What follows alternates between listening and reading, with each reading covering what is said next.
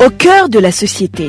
Au cœur de la société est une émission de tous les samedis, préparée en synergie par les radios Inzamba, Agateka Kawe, Radio RPA, Idjouya Wanyagihugu, ainsi que la radio-télévision Renaissance.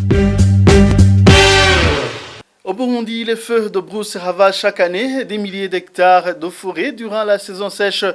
Le phénomène est aujourd'hui devenu inquiétant et incontrôlable. Les auteurs des incendies sont des éleveurs de vaches qui brûlent les collines à la recherche de nouveaux pâturages, des fabricants de charbon de bois, mais aussi d'autres personnes dont les motifs ne sont pas connus. Est-il possible donc d'éradiquer ces feux de brousse au Burundi? Voilà la principale interrogation sur laquelle nous allons nous focaliser dans le mini-magazine au cœur de la société d'aujourd'hui. À la présentation, Bertrand Gendakulio, bienvenue. Les provinces de l'Est, de l'Ouest et du Sud du Burundi sont les plus touchées par les feux de brousse actuellement. Thierry Biguilindavi, notre confrère de la télévision Renaissance, nous donne ici l'état des lieux sur le boisement dévasté par ces incendies. À l'ouest du Burundi, dans la province de Cibitoke, ce dimanche 9 août, plus de 125 hectares de boisement et de boissons ont été ravagés par des feux de brousse. Les collines de Boayi, Kirinzi et Mnarangabo de la commune Mugina ont été les plus touchés. Une centaine d'hectares est partie en fumée la journée du 9 août, tandis que quelques heures avant, 25 hectares avaient été brûlés à Buhoro en commune Mabayi. Au sud du Burundi, les feux de brousse sont quotidiens dans les réserves naturelles de Bururi et Rumonge. Cette année, ces feux ont commencé à ravager ces provinces au mois de juillet. À l'est du Burundi, dans la province de Ruyigi, plus de 20 hectares ont déjà été ravagés par le feu de brousse dans la commune de Bweru, Butezi et Nyabitsinda. La province d'Ongozi est aussi touchée par ces feux de brousse cette année, plus que l'année dernière. Plus de 150 hectares ont déjà été incendiés dans les communes d'Ongozi et Marangara. D'une façon régulière, les feux de brousse sont présents dans le pays au cours de la saison sèche.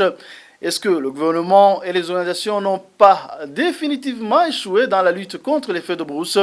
C'est l'une des questions que notre confrère de la radio publique africaine, Emile Masumba, a posée à l'environnementaliste Mamère Sabouchimike. Suivez. Et les résultats escomptés étaient de voir le feu de brousse éradiqué dans tout le pays. C'était de voir que pendant l'été, aucune portion de terre sur le territoire burundais ne devrait connaître les feux de brousse. Mais ça n'a pas été le cas. Si je dis que nos conseils ont produit beaucoup de fruits, ça sera vraiment des mensonges, car aujourd'hui, ces feux de brousse se manifestent à travers tout le pays. Et c'est dommage, c'est très déplorable. Nous ne sommes pas découragés. Nous continuons à prodiguer des conseils, nous continuerons à donner des modèles, des conseils. Mais ces conseils ont quand même fait prendre conscience à la population. Aujourd'hui, la population burundaise, particulièrement les éleveurs, savent que brûler les montagnes, brûler les forêts est interdit et c'est une infraction punie par la loi. Nous espérons toujours qu'avec le travail en synergie de l'administration, avec les parquets, avec les forces de l'ordre, les OPJ, les administratifs à la base, collinaires, communales, zonales, provinciales, en travaillant dans cette synergie, on pourrait avoir des résultats satisfaisants. Mais il y a des éleveurs qui nous ont confié que toutes ces sensibilisations ne sont qu'une perte de temps et que la solution adéquate pour éradiquer ces feux de brousse est le système de stabilisation, un système qui sera mis en application en 2021. Nous sommes fiers de cette loi, nous sommes satisfaits de cette loi, une fois mise en application. Parce que même avant, les lois étaient là, de bonnes lois, qui faisaient que la protection de l'environnement devrait être saine, mais ces lois n'ont pas été mises en application.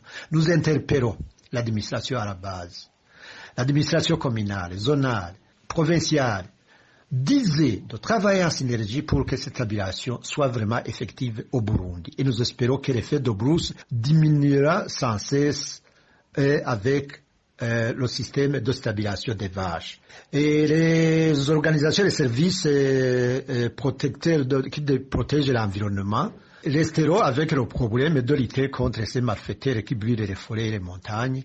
Ils feront face à ces effets de brousse en provenance, qui proviennent des incidents et ces feux de brousse qui proviennent de ces braconnages, de ces braconniers. Ça sera très facile de maîtriser ces feux de brousse, tandis que maîtriser le feu de brousse en provenance des éleveurs était vraiment difficile. Quand il y a donc des feux, des incendies, les impacts touchent tout le monde. C'est pour cette raison que le combat contre ce phénomène doit être une affaire de tout le monde. Et voilà, c'est ici donc que prend fin le mini-magazine au cœur de la société. Bertrand Guénakoulio, je vous le présentais. Rendez-vous la semaine prochaine pour un autre numéro. Au revoir. C'était l'émission Au cœur de la société.